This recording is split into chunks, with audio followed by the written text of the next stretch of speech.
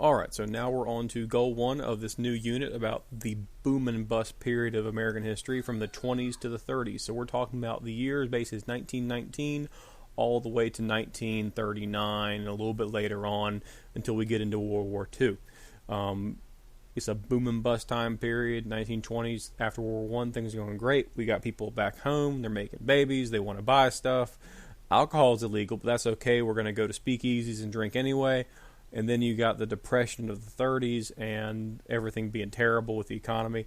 The Roaring 20s, and it was also known as the Jazz Age, which is the term coined by a guy named F. Scott Fitzgerald, which we'll learn more about later on. And you'll certainly learn a lot more about him when you get into all the fun stuff related to American literature in your English classes. All right, so brief intro. So World War I's over. Americans are back. The Treaty of Versailles has been signed. We're done with all the fighting and killing in Europe for now. All these American soldiers are coming back. People want to resume their lives that they had before the war. The government tried to return to that laissez-faire style of economy where the businesses can do what they want, but people had become much more aware. There was a lot more communication going on. People expected more out of their government. So you started seeing a rise in the stock market, a fall in this laissez-faire economic policy, and people started to engage in what's known as consumerism, as in we start spending and buying more. We start being a society more focused on buying and selling and spending things and having stuff. This is where you see like the living room come about and Better Home and Gardens magazines, a lot more advertising happening. So as a way of quick review, just so you know who these guys are, because they are important, these are your three Republican presidents during the 1920s and into the 30s. Now, the fact that they're Republican has nothing really to influence the policy at the time, except there was a Republican policy at the time. But understand the history here. So you had the Taft-Woodrow Wilson election was gummed up by Teddy Roosevelt running on the Bull Moose Party, and he split the Republican ticket, which is how Woodrow Wilson got the job as president. He basically won because the other party split up. Well, after Wilson's out, you have these three guys in a row. So the Republicans had control of the presidency for about a decade, or a little more than a decade. So this is a long time for them to have control. All right, so first things first, let's talk about marketing. This is a major change. Before this time period, we didn't have mass media. We didn't have, we had newspapers that would advertise, but we didn't have magazines the way we think of magazines now. We had little books printed, but they wouldn't have new advertisements. They'd have there's the book, here's the advertisement be for the publisher. There wouldn't be much to it. It might advertise a theme like, hey, if you work hard, you'll succeed. That kind of like dime store kind of novels. But the big thing you start seeing in the 20s is an expansion in mass media, which means you can, in a very massive way, push out advertising, whether it's cheaper newspapers, magazines being published, radio being a big influence. And you start seeing people wanting to buy things because, hey, they're advertised. Washing machines, automobiles, ready-made clothes. Because before this time period, people would buy cloth and make their own. Only the wealthy had ready-made clothes, and really they weren't ready-made. They were just made by somebody else, a tailor. Your mama didn't make them. You paid someone to make them because you were wealthy.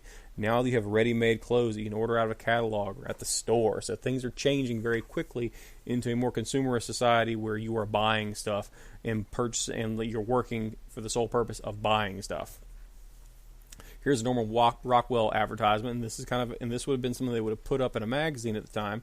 And look at all the things you're seeing here. There's no words, but what is it advertising? It's advertising the china. Look how happy the family is. Oh, they're so great. They're so happy together. Look at the turkey. Look at the clothing this man's wearing. Look at all these smiling kids' faces.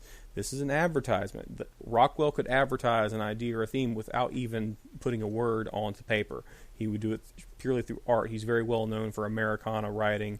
There's a very famous picture, bottom of the ninth. You can look at the picture at the bottom of the ninth and know exactly what's going on, and there's not a word on the painting. You know every single motion that's happening. Advertising during the Jazz Age or the 20s. Check out this ad. It's for a radio. This is an advertisement in a magazine saying, hey, buy this radio so you don't have to read headlines in the news anymore in newspapers. Now you can just turn that dial and listen to whatever the heck you want to. If you don't like the news on one station, you can turn to music on the next station or another set of news on another station. Now, what they're not telling you is on that radio station, they're also advertising. So this is an ad to buy something that's going to feed more ads into your world. So you bought the magazine. The magazine has ads. The magazine makes you want to buy the radio. You buy the radio. Now the radio is going to advertise things that you in turn are going to want to buy. It's just this cyclical cycle. It's just a cycle of expansion and consumerism where they put emphasis on buy, own. So again, hint, hint, radio was the first major mass communication media. We had the telegraph, but that was really just for messages from point A to point B. The radio was putting out radio waves, at the time AM radio, AM's maybe FM later on, but AM was the big one, where they just put the radio waves out, and if you had a radio at home, you could listen. In theory, if you had the mechanical knowledge, you could make your own radio. There were kits for it. But you could also just buy your radio. It would be high-quality speakers. You could hear things really well. You could listen to all kinds of fun stuff on there, especially when you get into the 30s. It let the whole nation be connected in a way it hadn't been before. This would have been like the internet coming out in the 1990s. When the radio came out and people could afford to buy one, boom. All of a sudden, people had a much greater understanding of what was a fad, what was popular, and they could buy it and sell it and want it and desire it. It just changed the American value system in a very real, tangible way. Automobiles. All right, we talked about the Model T and Henry Ford in the last lecture, but the assembly line is what led to us actually being able to buy them cheaply and efficiently. Because before this time period, you might have two cars made in the same factory with all kinds of different weird issues. It's a very common problem among what they call handcrafted cars, where like one car will have problems with the transmission, and then the next car off the line will have a perfect transmission and a messed up engine. Well, the Model T would have, obviously they have issues because they're older cars and they're older models, but they would have the same issues. They could have their parts replaced. They were mass produced in a way that allowed them to allowed for more utility. They could be purchased in a different way. It also caused a revolution in where people lived. See, before, if you wanted to work in the big city, you also had to live in the big city. If you wanted to have that high-paying job in New York City, you had to live in New York City. Now you can drive in. Now you can say, well, I don't want to live in the city. I want to live in the suburbs where there's grass and trees and everything's beautiful, but I'll still work in the city. Well, now you can do that because you can drive in.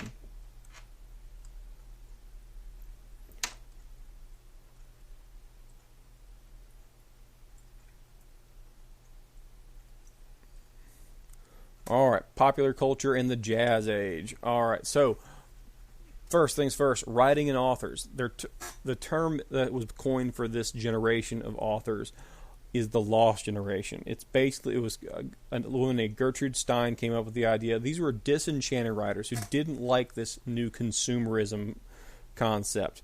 So these are folks that are coming out of the war, the Great War, World War I. They're going, what happened? Before the war, it was family. People weren't buying and selling stuff. You didn't hear commercials everywhere. You didn't buy a magazine or a newspaper and just see nothing but ads. They were anti-materialism. They were anti-consumerism. These would have been the equivalent of hipsters in the 2000s. That's who these guys were, except they could actually write and put stuff out there that was worth reading. So these were like the hipsters of the time. So here's some examples. Ernest Hemingway wrote a book, For Whom the Bell Tolls. Awesome book about communists in Spain and fighting. It's a great book, but essentially he wrote about war. He wrote about depressing stuff. He's a lost generation writer. He's anti-consumerist. Most of his books don't really focus on things like World War I, Old Man the Sea. It's almost like nihilism, the futility of life. Man, this guy just can't win anything. Like, they're depressing books, but they're full of imagery and other things that really focus on the person rather than society and how we consume, and how, like, it's about interaction between people, not interactions between the radio, or how we interact as society in a big concept. It's very individual stories. You get to know characters very well. That's how he wrote. You got Sinclair Lewis. Haven't read much by him, sorry.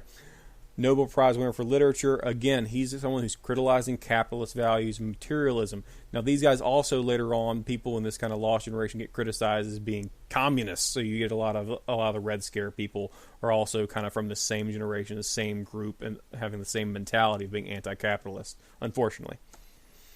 All right, let's talk about jazz, the fun stuff. Now, I don't have any jazz on here because if I put this on YouTube with a jazz song, the people that own the rights to it would then block my video and I couldn't show this to you. But jazz music was developed by black Americans before and during the 1920s. It originated in New Orleans, and then it spread out to Harlem during what we call the Harlem Renaissance. And if you remember from world history, Renaissance meaning rebirth. Harlem had a rebirth of just culture and society up in New York. And other parts of the nation, Chicago, basically the big cities where you start seeing jazz really pop up heavily. So you got Ella Fitzgerald on the left and Duke Ellington on the right, very famous jazz musicians. I believe they're both out of the Harlem Renaissance. Then you got Louis Armstrong. I think Satchmo is the other name for him. Famous jazz musician. You've heard his stuff before. You just might not know it's him. What a Wonderful World. That's probably the most famous one. Hello, Dolly. There's a lot of music out there that you've heard where you're like, oh, I've heard that before. That's in that movie I like. Or that, like, he is used all the time because his stuff's usually very upbeat, a lot of trumpet, and he's a very iconic voice. Look him up. He's fun to listen to.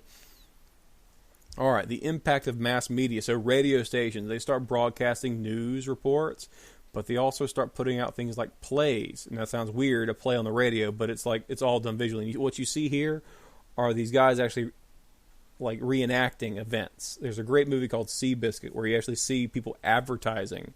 They're making their own commercials for various things, and you'll see them doing sound effects like on the radio, like they're pretending it's a live broadcast from the street, saying, "Man, what are you doing?" It's like, "I want to see a match race." They're not really on the street. They're as a paid actor in a studio. That's what they're doing here. This person is doing sound effects for a drama that they're trying to put out there. And you would have people that would stay up late, and little kids listen to different, like the Lone Ranger would be up there. All these other various things you'd listen to on the radio because that was your source of entertainment. The radio was the TV before there was TV. FDR's fireside chats. This is like these are presidential radio addresses. They now do these, I want to say, at least once a week. There's like Obama was doing them. I'm not sure if Trump's been doing them. Obama did radio addresses where he'd come out and say, here's the plans I have to provide more public information and help people out and tell you what I'm doing as your president. This was big during the 30s, during the Depression, so we're getting a little ahead of ourselves. But fireside chats, this is a way for a person that was elected to be president could actually get out there and be heard in a way they hadn't before. You start seeing politics and media really interacting, and mass media really interacting together, and you start doing and hearing a president speak. Even at that time was like, whoa, I can hear the president. Because if you go just a few generations earlier, it was strange to hear a president speak. No one knows what Lincoln sounded like because Lincoln was never recorded. So we don't know what he actually sounded like when he was up there. But we know what most of our presidents sounded like, certainly after Woodrow Wilson. But then also the sound quality has improved dramatically in 15 years from Woodrow Wilson to FDR. So we really kind of know what these people sounded like. That makes it more tangible, more real. All right, leisure time and spectator sports. So before this, we have some spectator sports. Baseball is getting popular, but we see the explosion after 1919, after the Great War. So first we're going to talk about movies. So movies and film were already kind of around. Like moving pictures existed. They were perfected by Thomas Edison and the Edison Electric Company and J.P. Morgan, those folks. You had silent and talkie films. So they were most popular in the 1920s. You'd kind of go out and watch a silent film. It'd be very inexpensive. It'd be a cheap date kind of deal. And you go watch it. And sometimes silent films would have like a pit down below where the orchestra played. They weren't always they didn't always have speakers with like music already associated with them. Sometimes you'd have like a Disney film would put up there, and it might be a pit at the bottom where they actually play the music that goes along with the silent, quote-unquote, silent film. So you still have music in the background, but no one's actually talking in it.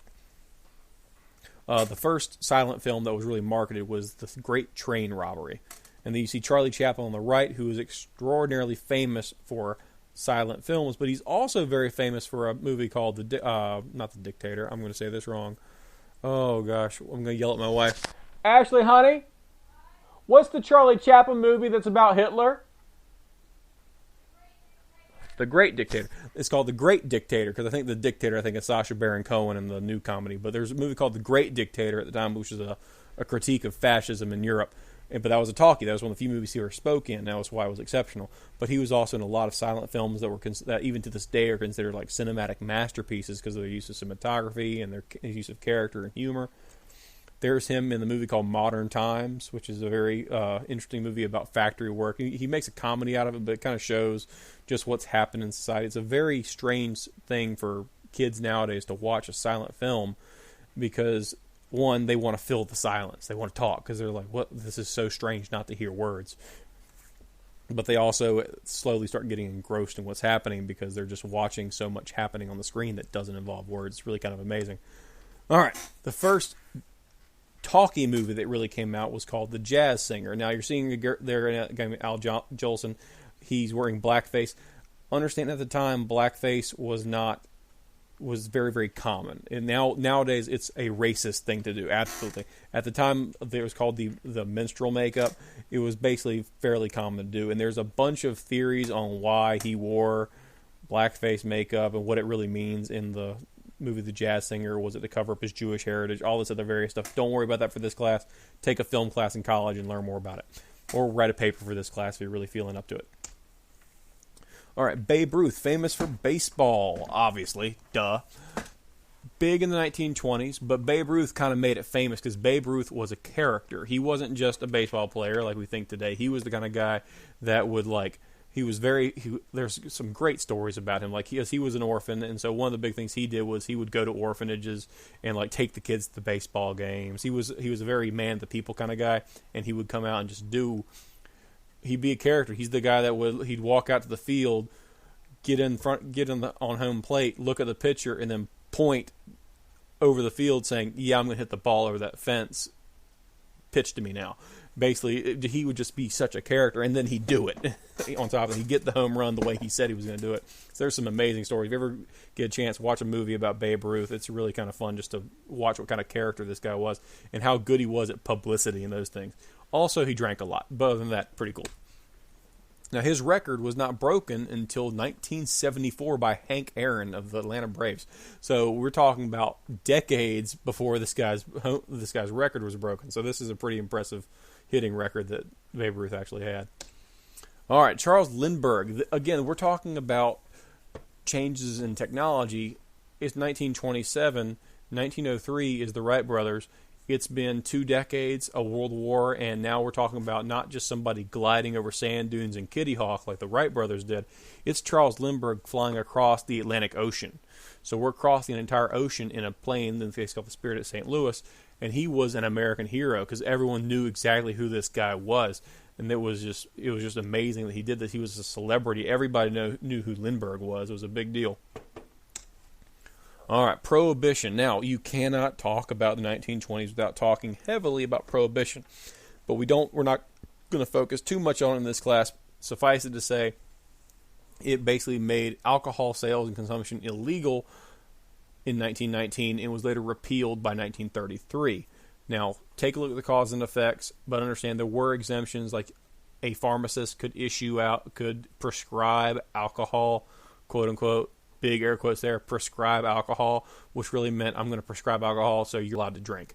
That kind of stuff would happen all the time. It would also, they had what was called near beer, which nowadays would just be light beer, which was legal for a little while depending on where you were.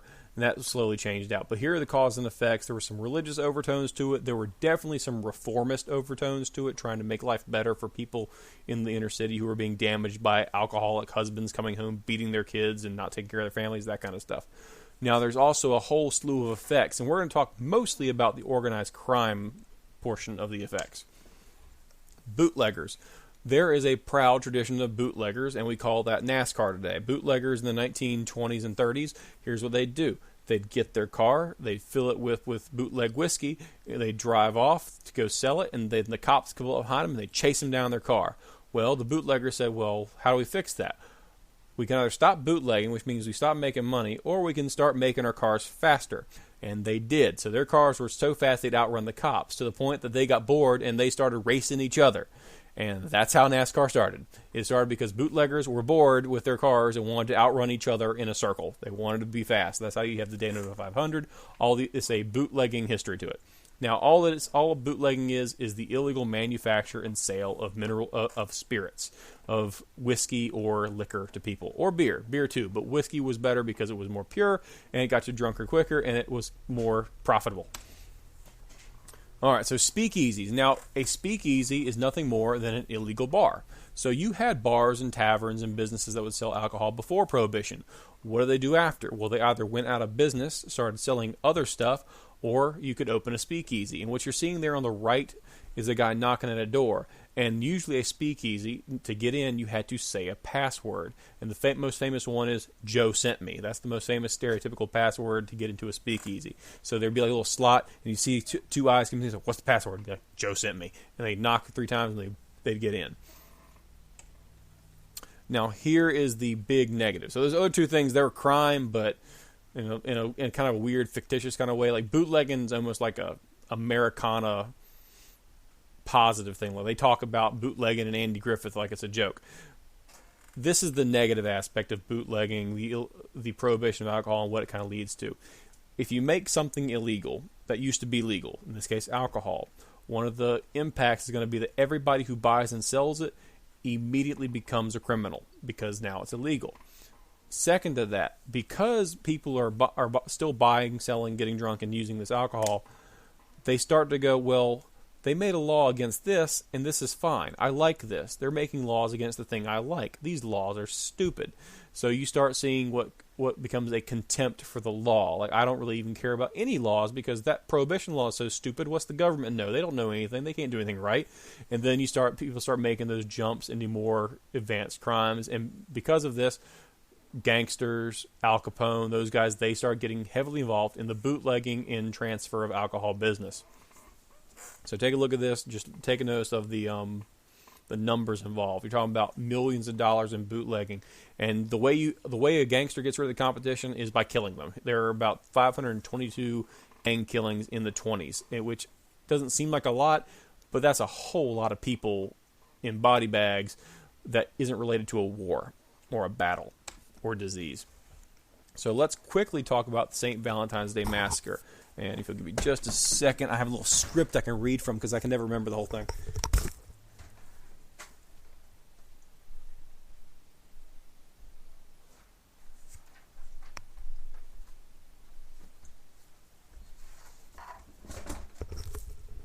All right, you get to hear me sit my fat butt in a chair. All right, so St. Valentine's Day, 1929. So this is Valentine's Day. Happy Valentine's Day, everybody. Aren't we happy? 1929. So there were 7 guys talking at a garage in North Clark Street in Chicago. 5 of them were gangsters. One of them, oddly enough, was a guy named... This is sad. I'm laughing. It's terrible because this guy dies. But one guy's name is Reinhard Schwimmer. He's a wealthy doctor. He's an obstetrician. He's basically somebody who works on He's a doctor. He takes care of people's eyes.